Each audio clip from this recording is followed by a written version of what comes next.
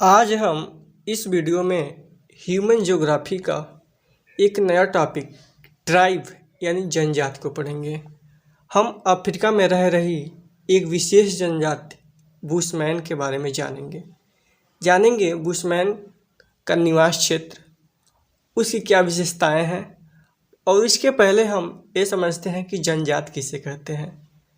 तो जनजाति वे होते हैं जो आधुनिक मानव से परे, उनकी एक अलग परंपरा होती है, जो गुफाएं, पहाड़ों, जंगलों आदि में रहते हैं।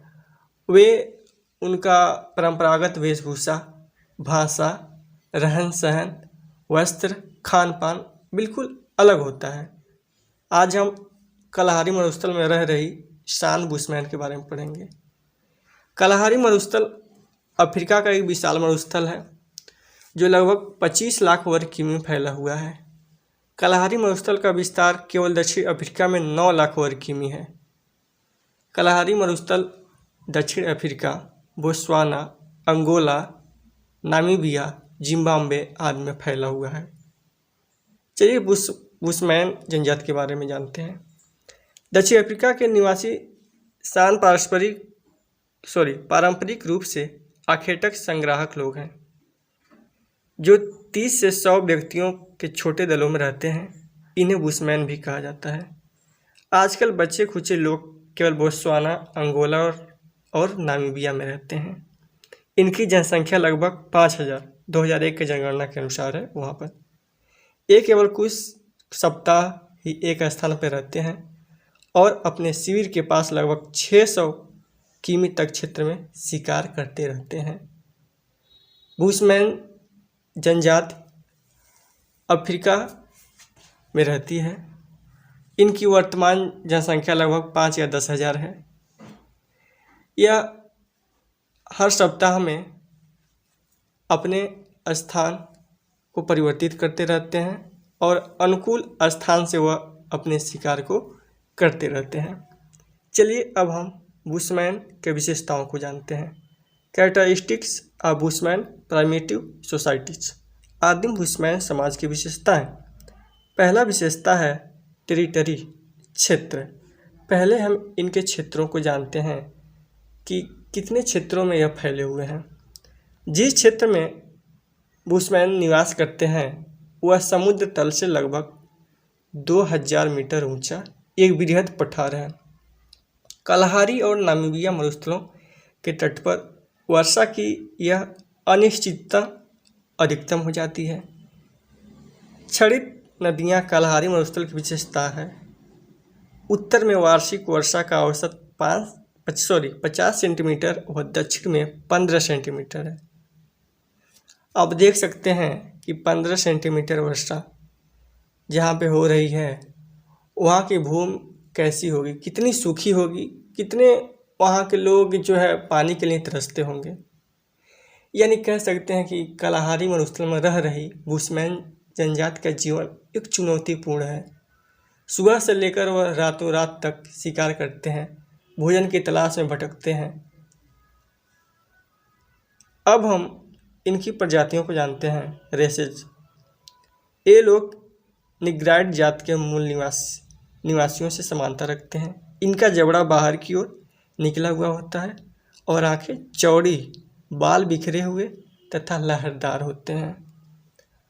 हालांकि कलाहारी मरुस्थल में और भी प्रजातियां हैं, लेकिन निग्राइड जो प्रजाति है बुशमैन जनजातियों में, और भी जो प्रजातियां हैं जो इन पर बार बार आक्रमण करती रहती हैं, क्योंकि जब दूसरे के एरिया में प्रवेश कर जाते हैं तो वह इनके एरिया पे आक्रमण कर देते हैं। ऐसा उन लोगों में झगड़ा चलता रहता है। बुशमैन जनजाति की अगली विशेषता हैबिटेट है, यानी निवास क्षेत्र। बुशमैन का निवास क्षेत्र जहाँ पे वो रहते हैं वन, घास के मैदान, कटीली झाड़ियाँ आदि पाई जाती हैं। इस प्रदेश में अनेक प्रकार के शाकाहारी और मांसाहारी पशुओं की वृद्धि हुई है।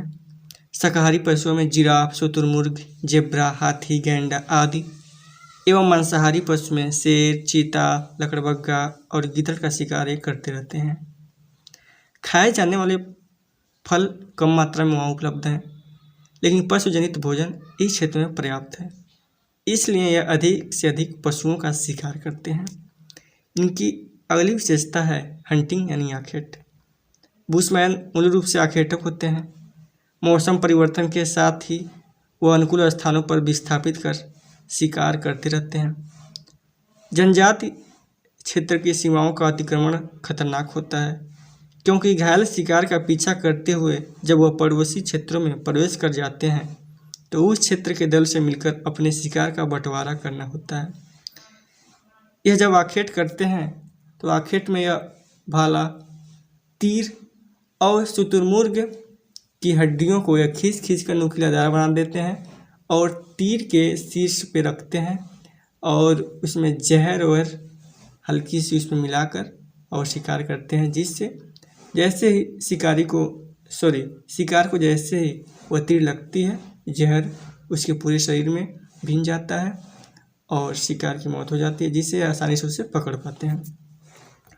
इनकी अगली विशेषता है फूड यानी भोजन को जानेंगे। प्रत्येक परिवार अपना भोजन स्वयं प्राप्त करता है। कंदमूल, बेर, कीड़े और छोटे शिकार जैसे कछुए, मेंढक, छिपकली आदि इनके पास बर्तन कम होते हैं, अतः यह पानी को शुतुरमुर्ग के अंडों के खोल अथवा हिरण के पेट से बनी थैली में पानी अपने शिविर तक लाते हैं। हालांकि इनके शिविर से काफ़ी दूर कहीं कहीं पानी मिलता है, तो वहाँ से वो पानी लेकर आते हैं। तो पानी लाने के लिए जो बर्तन इस्तेमाल करते हैं वह शुतुरमुर्ग के अंडे का खोल है या तो हिरण के पेट से बने थैली का यूज करते हैं। वो ऐसा कहा जाता है कि बुशमैन लोग पानी के लिए सुबह सुबह अपने झोपड़ियों से निकलकर ओस के बूंदों को एकत्रित करते हैं। पानी के लिए जब हम शुरू में ही बताया था मैं कि वहाँ पर 15 सेंटीमीटर तक वर्षा होती है, इतना मिनिमम वर्षा, उनके लिए पीने के लिए भी पानी उपलब्ध नहीं है, तो वह ओस की बूंदें जो है उसको एकत्रित करके इस्तेमाल करते हैं उसे पीने के लिए। अब हम इनकी अगली विशेषता वस्त्र यानी क्लॉथिंग को जानेंगे। बुशमैन के वस्त्र बहुत कम होते हैं। पुरुष तिकोनी लंगोट पहनते हैं। स्त्रियों के वस्त्रों में सर्वाधिक महत्वपूर्ण वस्तु लबादा होता है, जिसे स्थानीय भाषा में क्रोस कहा जाता है। बुशमैन की जीवन शैली उसके पर्यावरण से संगठित होती है। बुशमैन समुदाय का छोटा आकार होने के कारण भूमि के संसाधनों को बिना किसी प्रकार की हानि पहुंचाए उनका परंपरागत आखेट और संग्रह होता रहता है। प्रेजेंट टाइम में बुशमैन जनजातियों का अस्तित्व खतरे में है, क्योंकि जैसे जैसे आधुनिकीकरण का दौर आ रहा है वैसे वैसे हम जंगलों को काट रहे हैं और जंगलों में रह रही जनजातियों को भगाया जा रहा है। उन्हें आधुनिक कल्चर अपनाने के लिए बाधित किया जा रहा है। यह क्रिया वर्तमान में ही नहीं प्रचलित है, बल्कि जब यूरोपीय लोग अफ्रीका पे अपना स्थायित्व स्थापित कर लिए थे और वहाँ पर उपनिवेश स्थापित करना चाह रहे थे, जहाँ पर बुशमैन जनजाति रह रही थी, क्योंकि वहाँ पर खनिज संसाधनों की अधिकता थी और उन खनिज संसाधनों का वो अधिक से अधिक दोहन करना चाहते थे। जब ऐसा किए तो वहाँ की जनजातियों ने उनका विरोध किया और विरोध करने पर या तो मार दिए गए या तो भगा दिए गए। इस प्रकार से हमने बुशमैन जनजाति कि उनके निवास क्षेत्रों, उनकी विशेषताओं को पढ़ा और ये भी बताया किस प्रकार से वह इन चुनौतीपूर्ण जीवन में वह अपने आप को ढाल रहे हैं। मुझे उम्मीद है कि आप लोगों को यह वीडियो बेहतर लगा होगा। यदि बेहतर है तो लाइक, कमेंट, सब्सक्राइब जरूर करें। Thanks for watching.